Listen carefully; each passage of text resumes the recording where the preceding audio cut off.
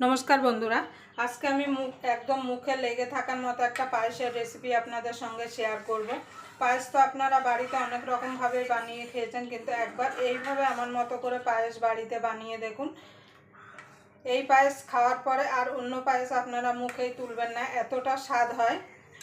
এখানে আমি পায়েস বানানোর জন্য 1 কিলো গরুর দুধ নিয়েছি। আপনারা চাইলে গরুর দুধের বদলে প্যাকেট দুধ কিংবা গুঁড়ো দুধ দিয়েও করতে পারেন। আর আমি দুধটাকে আগের থেকে ভালো করে জাল দিয়ে নিয়েছি, যাতে সময়টা একটু কম লাগে। 1 কিলো দুধের জন্য আমি এখানে নিয়ে নিয়েছি 50 গ্রাম গোবিন্দভোগ চাল। চালটাকে আমি পরিষ্কার করে শুকনো কাপড় দিয়ে মুছে নিয়েছি। এবার আমি চালের মধ্যে খানিকটা ঘি মিশিয়ে দেবো। তাতে কি হবে, পায়েসটা খেতেও ভালো লাগবে।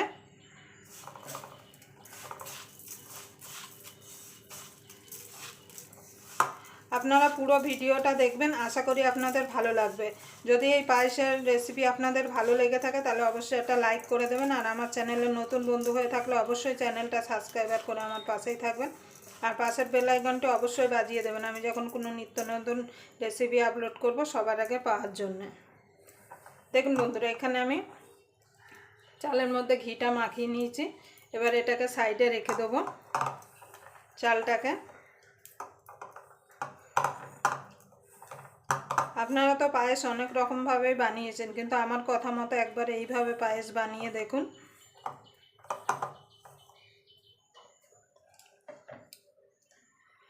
আমি পায়েসের স্বাদটা আরও বাড়ানোর জন্য এখানে 3 চামচ গুঁড়ো দুধ নিয়েছি।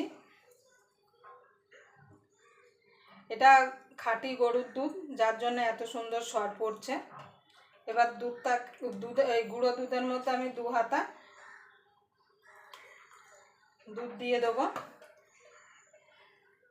এবার আমি গ্যাসটাকে জ্বালিয়ে দেবো। দেখুন বন্ধুরা, দুধটা গুলে গেছে, এদিকে গ্যাসটাও আমি ধরিয়ে দিয়েছি। এবার এই দুধটা দিয়ে দেবো। তাতে কি হবে, পায়েসটা খেতে আরও বেশি ভালো লাগবে। এবার বলক উঠতে দেবো।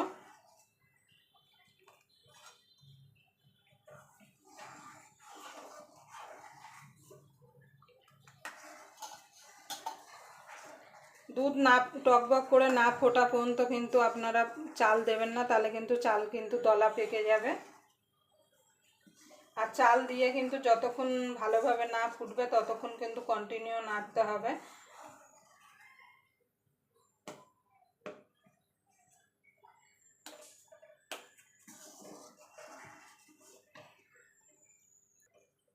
দেখুন বন্ধুরা, টকবক করে ফুটে গেছে দুধটা। এবার চালটা আমি দিয়ে দেবো।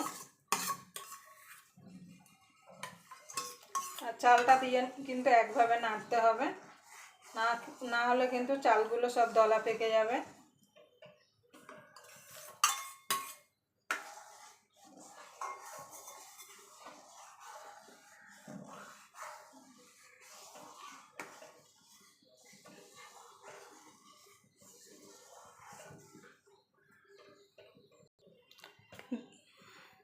দেখুন বন্ধুরা, এখানে চাল দেওয়ার পর দুধটা টকবক করে ফুটে গেছে। এবার আমি চাল সিদ্ধ হওয়া পর্যন্ত অপেক্ষা করব।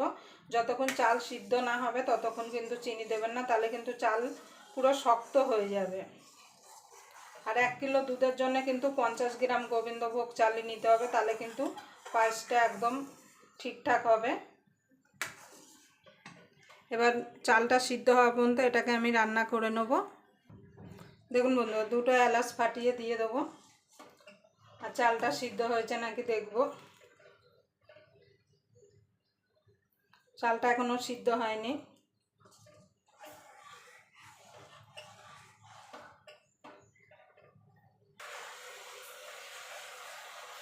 দেখুন বন্ধুরা, পায়েসটা দেখুন কত সুন্দর হয়েছে। এখনো কিন্তু আমি এর মধ্যে চিনি দিইনি। আর যে উপরে যে সরটা পড়েছে মাঝে মাঝে আমি ভেঙে দিয়েছি। কড়াইয়ের গাগুলো কাচিয়ে দিতে হবে। এবার দেখবো চালটা সিদ্ধ হয়েছে কিনা।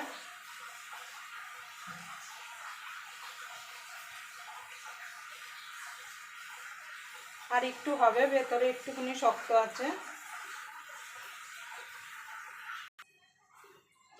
দেখুন বন্ধুরা, এখানে চালটা পুরো সিদ্ধ হয়ে গেছে। এবার আমি চিনি দিয়ে দেবো। 1 কিলো দুধের জন্য চিনি লাগবে 200 গ্রাম, কিন্তু মিষ্টিটা আপনারা বাড়িয়ে কমিয়ে দিতে পারেন। আমি খুব বেশি মিষ্টি দেবো না বলে এখানে 150 গ্রাম চিনি দেবো। এই বাটিতে আমার 200 গ্রাম চিনি ধরে। এবার পায়েসটা একটু পাতলা হয়ে যাবে, কেন চিনিটা গলে জল হবে। আরও মিনিট 5 মতো নিয়ে পায়েসটাকে রান্না করে নেব। দেখুন বন্ধুরা, পায়েসটা হয়ে গেছে। আর বেশি গাঢ় করবো না, কেন ঠান্ডা হয়ে গেলে কিন্তু পায়েসটা আর একটু ঘন হয়ে যাবে।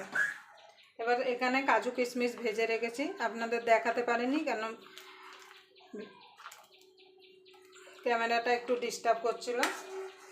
এবার দিয়ে দেবো।